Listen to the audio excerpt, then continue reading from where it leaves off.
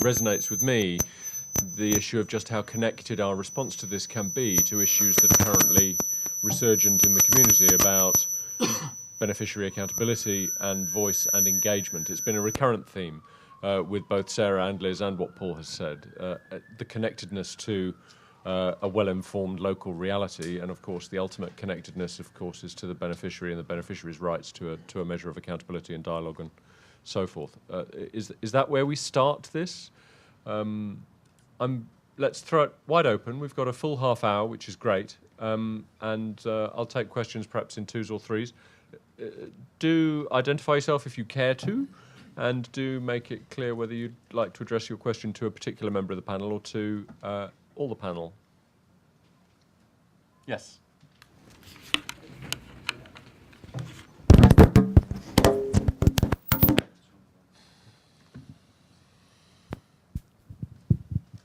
Hi, so my name is Jean-Michel. I'm the director from ACF UK, so one of these very bad humanitarian organizations who do not pay attention to land. And my first point will be on that. I think that, yes, we cannot disagree with what you have said. At the same time, I think that I'm not sure it's a fair representation of the daily work that we are doing when we are drilling a well or going at village level, where the well on itself is 2 days. The preparation of whose land to be careful about who is going to be having the ownership takes 2 weeks, as well as seed distribution. The tools, let's forget about that. That's years that we don't do any more tools distribution. But the seed is a little bit simplistic. I think that we have reached now a degree on food security, a diversification of programs, which includes a lot on land. Yes, indeed, and I will fully agree with Liz that land is a crucial issue, and we are people working on conflict analysis. We are not nuts as well in terms of not going without trying to understand the context where we are working. Yes, indeed, we feel powerless in the way to address. We are issuing reports. There have been reports on Darfur and the importance of land in conflict in Darfur. However, we can do much more, and I fully agree on some recommendation in terms of how we can mainstream land. Me, I will promote more to put the access to the problem of land in the disaster risk reduction agenda rather than the humanitarian assistance response. I think it's much more powerful. It will have its place, and now there is a shift, and there is a huge opportunity to go into disaster risk reduction. And I will put it there rather than in the responses, because as Paul say, we are sending our team every 6 months a new priority or a new mainstream, and they can't cope. They can't cope. So yes, indeed, I think that it has to be contextual. In some areas, it's much more important, and we have to pay more attention. But I think that we need to find a way to be much more practical. Okay, thank you very much, Jean-Michel. Very healthy pushback. I myself was thinking, you know, is it really the case that the endless delays in northeastern Chad for finding adequate alternative campsites is as a result of people not being careful and thoughtful about land issues? There's a massive amount of thought going into that. So I think, you know, and that's to some extent why there have been unacceptable delays from a humanitarian perspective, actually, in the resolution of the camp location issues in Chad. Interesting pushback, thank you. There was another one right here in the front row, and there's another one over there. So let's come here first and then to our friend in the corner. Thank you. I'll take 3 of you, and then we'll let the panel come back on this. Thanks. Chris Chapman, Minority Rights Group. I wanted to come back to the point, I think, Liz, you mentioned customary ownership, indigenous ownership, collective ownership. And I think that is massively important. And I would definitely agree that we need to try support that in the name of justice and use the mic.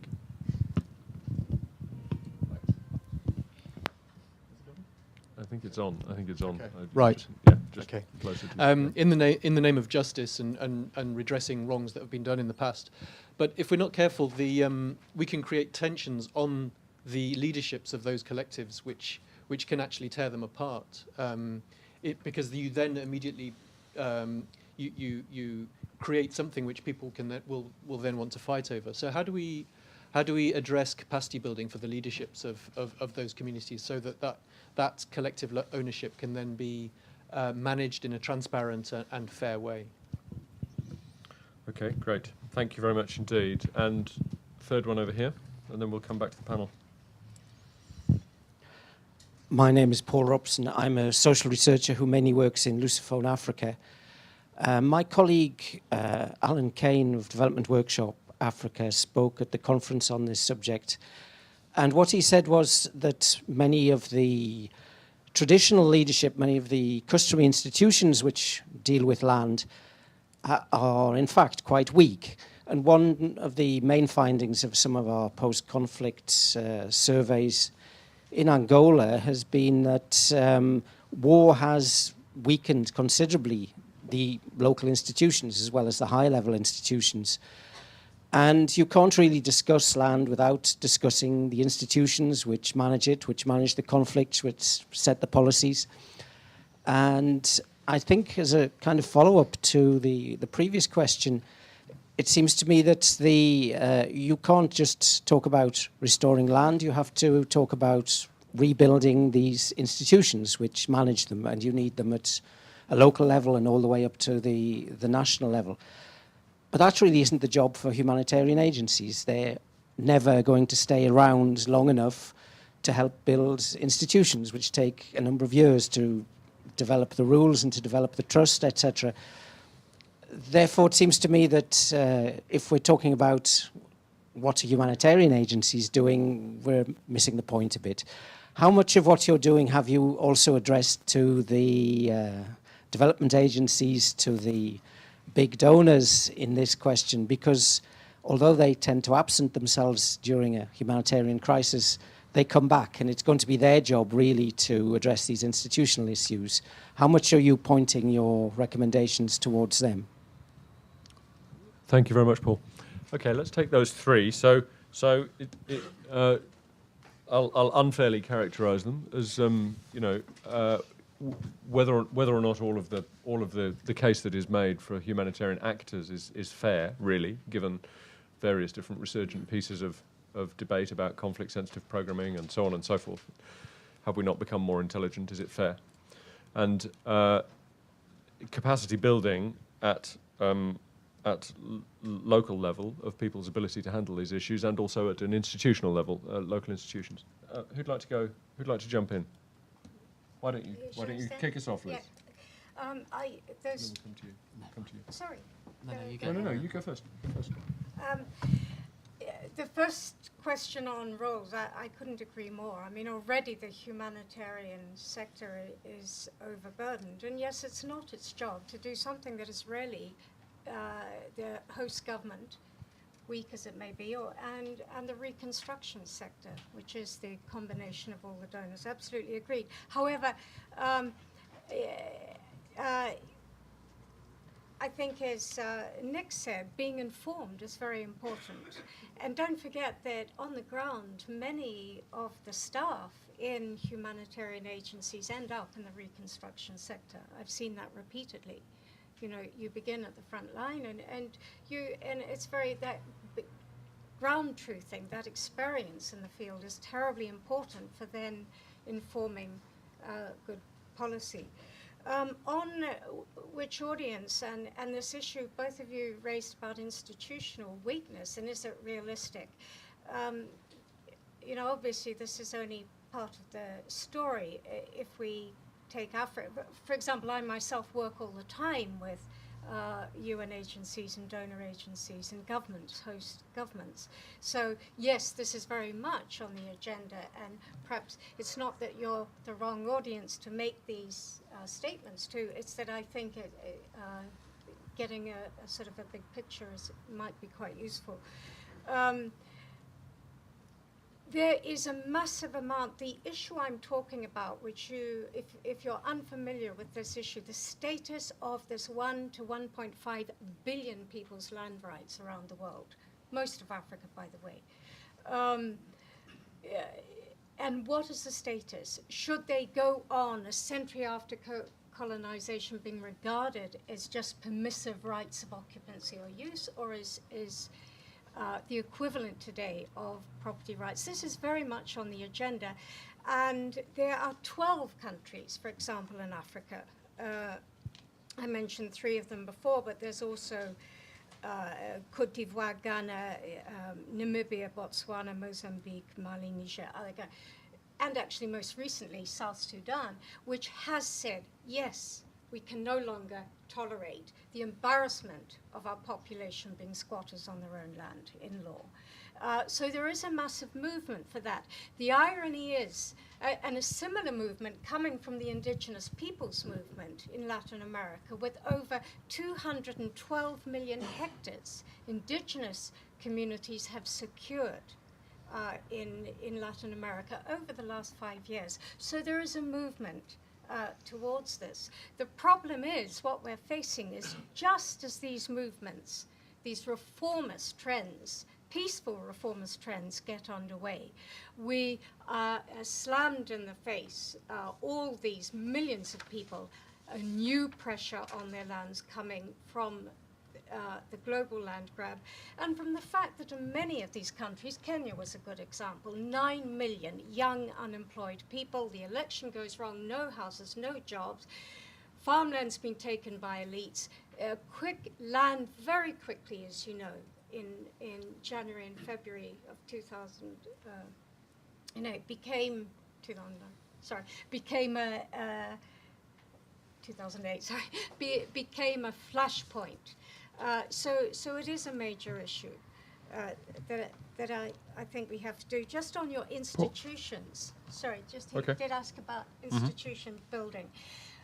There are whole new approaches to this in community-based land reform, community-based natural resource management, which you're all familiar with. A lot of this is going on local level institutions.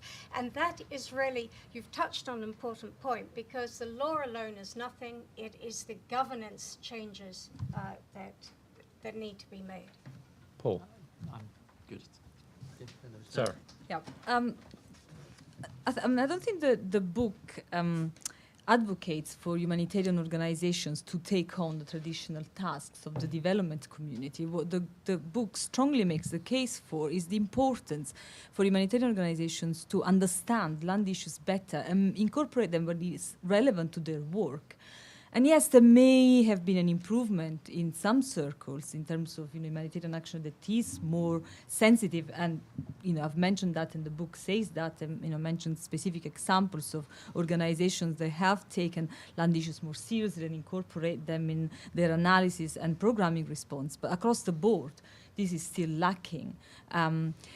Some of the specific examples we give in the book are, for instance, in Sudan, in the return and reintegration operations, land issues were so overlooked that people were actually being returned by the joint humanitarian return operation, the joint UN government operation, to areas where there was active land conflict. There had been no thinking whatsoever of how this return was being facilitated in terms of where these people were being led back to. And so just as a side issue, again, in terms of the last question, the long term, the institution building, again, what we advocate is for humanitarian organizations to call on the expertise and on the relevant partners in the development community to come in and work. I mean, a lot of this is set really in protracted crisis. It's not an immediate, acute onset emergency we're talking on. These are, the countries where 80% of humanitarian action takes place, the DRC, the Sudan, the Afghanistan of this world, where you actually have an opportunity to work with a variety of different partners to tackle these issues. Okay, great. Thank you very much. There's another question here. There's another one at the side. John, you were quick. There's a mic coming to you, and then to you, Robin. John Plasto, Care International. I'm slightly troubled by something I think is a bit of a false dichotomy. I work for Care International, and before I worked for Oxfam, and we have humanitarian action, but we have development action. So this dichotomy between humanitarian organizations and development organizations doesn't always exist. I think it's a continuity of analysis that's important. I think in southern Sudan, what you saw was a rich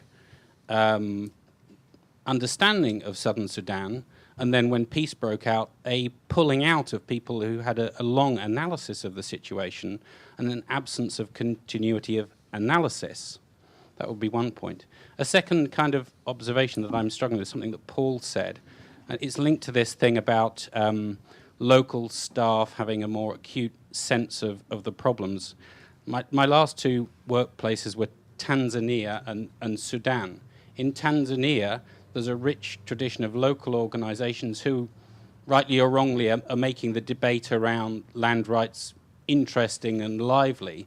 And in Sudan, you don't have that indigenous, particularly in the civil society sector, presence of local entities. So maybe those of us who are present in these contexts need to invest in building these capacities for a more rich debate rooted in local people. Thank you, John. And because the microphone's just close here, excuse me, Robin, there's somebody in the next, just 2 seats away. Thank you. Anna Locke from HTSPE. I just wanted to ask Liz a bit about if I understood correctly, the argument about states sort of owning land and turning their population into squatters or tenants. I mean, I've just come back from 7 years in Mozambique, and the landlord there in '97 already established or acknowledged the need to consult communities and establish the right of occupancy through long-term tenure and faith. So it's not a recent thing. It's been there for quite a long time. And I wondered whether it's state versus community, or the nature of the state and the nature of the community, because states can be very different. And I would worry a little bit about, and correct me if I've misunderstood the argument, sort of assuming that communities inevitably will take the right decisions for their members, because there have been quite a few cases in Mozambique where community leaders, not democratically elected in any way, took decisions about community land, which was very much their own individual benefit, and really prejudiced local members. So in terms of thinking about who owns land, I wonder if you can really say state inevitably will be wrong and community inevitably be right, but it's really the nature of those institutions. And there's also the capacity of communities to take decisions and negotiate beneficial partnerships. I mean, one of the things we saw was with the influx of investors in Mozambique looking for land, that communities often weren't aware of the value of their assets and let investors take their land for a couple of bicycles for the local chief or something like that. And that was a real concern of the state institutions. The communities weren't necessarily going to be able to negotiate effectively for themselves. So that was just a question about that. Thank you. Great, thank you. And I'm just going to take the third one from Robin over here.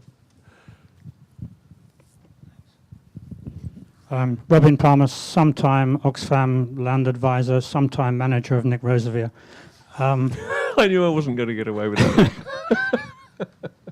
that. Just 3 very quick points. 2 about Aceh, one of them about global land grabbing. In Aceh, after the tsunami, Oxfam did some very, very interesting and very good work on land rights, advocacy work.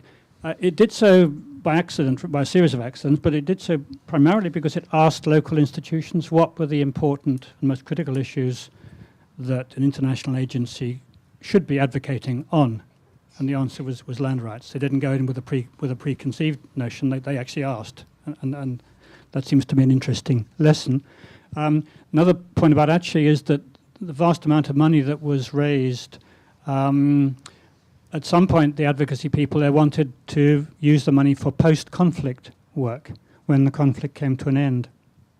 And the director of Oxfam took the view, I mean rightly or wrongly, that would not be a good idea, because the public in this country would not maybe understand that, whereas the view on the ground was very much that the conflict was something that needed some pretty urgent attention.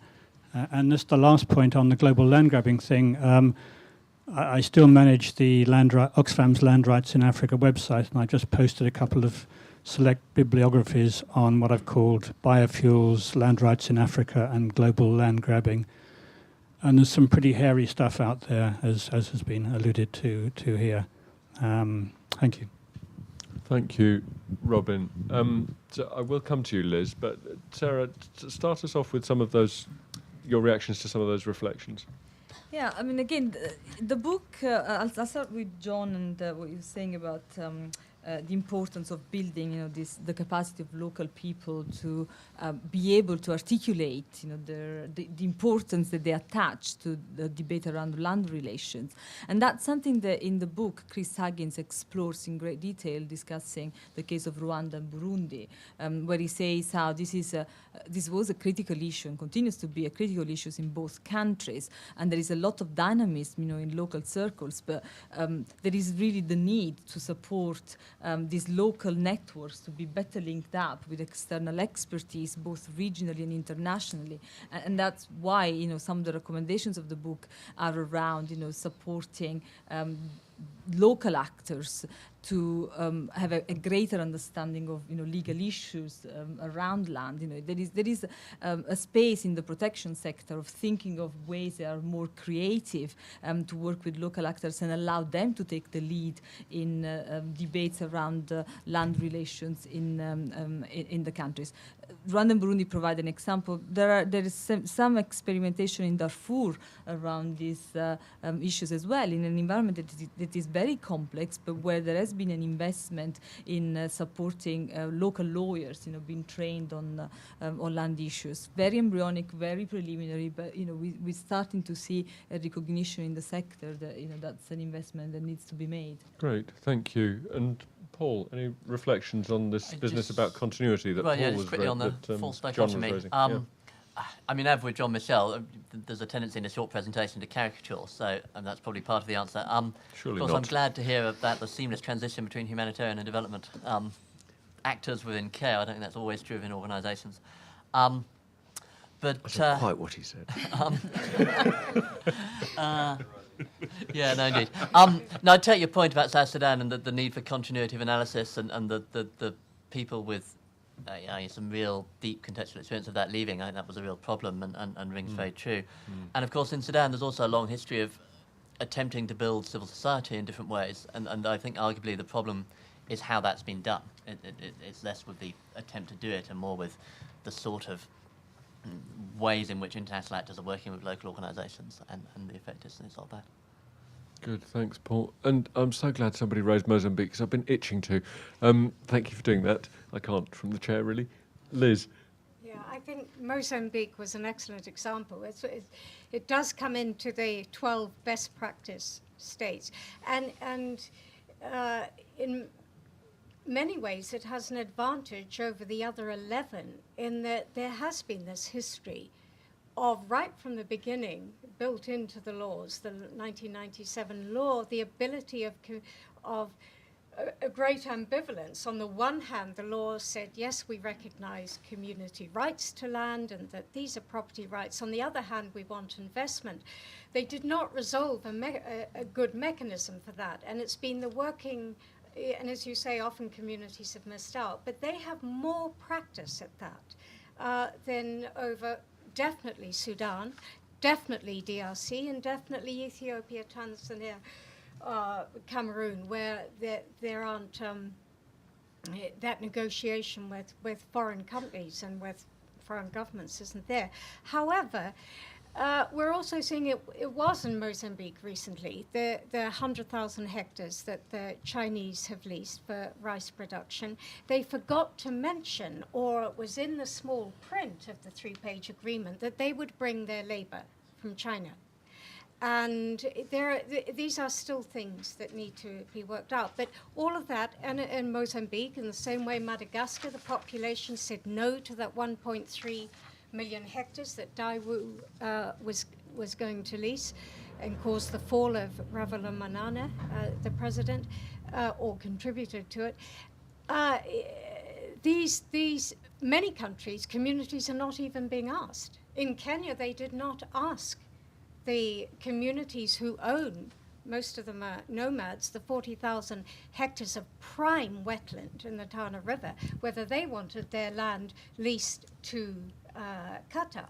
But I think an interesting challenge question that Anna raised is, had they been asked, would their answer have been the right one, as it were? You know, which is part of your point, isn't it? About capacities to evaluate the relative worth of what they, of the choices that they're being asked to make. Yes, capacity and also power relations within communities. Exactly. Yeah, You know, so yeah, you can't just which say also, state and Yeah. community as their little boxes. Yeah. It very much depends Yeah. on how power is determined. in both. yeah, Yep. and Chris brought that up too.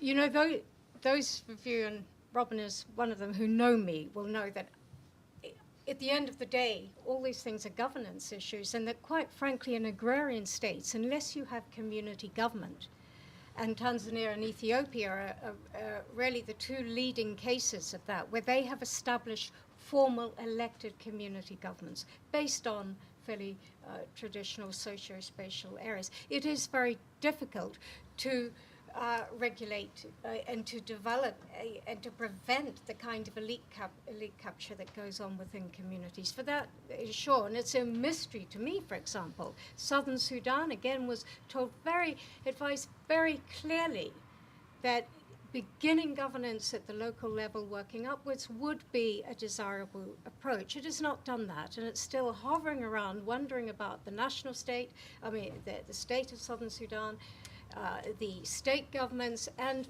quite frankly, communities have been left without any facilitation of local level organization. And that's very, very typical in a lot of post-conflict states. It's a big issue in Afghanistan. The vacuum of any kind of facilitated community organization, not quite correct, the partial vacuum of that makes it very difficult for this need for matured relationship of states with their citizens to actually develop, and for it to be a partnership. The moment it is, it's a war between the two, in effect, because the state acts on behalf of its citizens, issuing, like all these lands, without any consultation, let alone informing them so that they can give prior and informed consent. I just want to see if we can get another one or two observations or comments in that there may be out there. Two more here. A third one. Very good. All these things are coming in threes. Nice. Let's go here first. I'm Anthony Alden. I'm going to need to ask you all to be quite swift, and we may not have time for full responses from the panel, but go ahead, Anthony. Anthony Alden, Natural Resources Institute.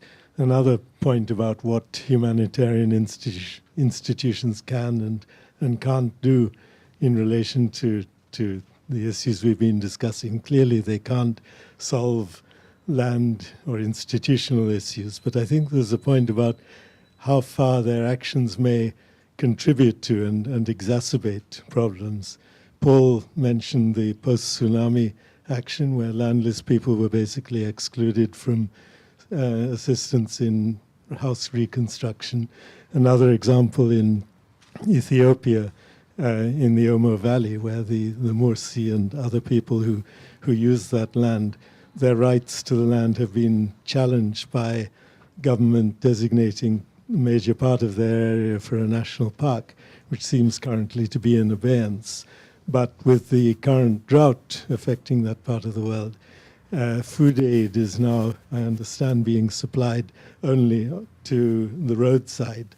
And Mursi are choosing to stay by the roadside rather than go back to their traditional cultivating areas in the valley, which may well be the death knell of their claims on this land. Thank you, Anthony. We're going to go over here. Just a quick question and a point. My question is for Liz, and it's essentially around what effect the fact that we're becoming an increasingly urbanized world will have on this question of who owns the land and the potential for conflict. And then the other point is related to the local, and why I think that we have to be, that local embeddedness is good. I mean, local people also have their own interests and their own personal agendas in land. And I think we have to be careful not to idealize the local just because it is local. Thank you very much. And one last over, right in the other, against the wall. Sorry.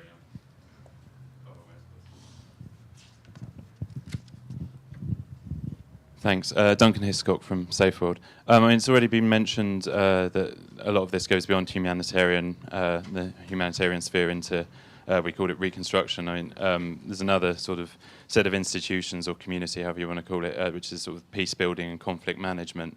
And you've already mentioned two specific ways in which land and conflict is not being addressed, and particularly in terms of land often isn't something that's addressed in terms of peace negotiations and peace settlements.